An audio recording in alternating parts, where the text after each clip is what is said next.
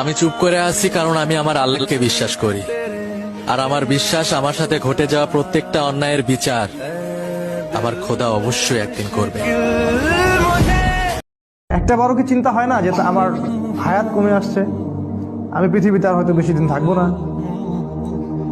সুবহানাল্লাহ, সময়ের কসম, আল্লাহ পাক সময়ের কসম করে আমাদেরকে সময়ের দিকে দৃষ্টি দিতে বলছেন, সময় সম্পর্কে সচেতন হতে বলছেন।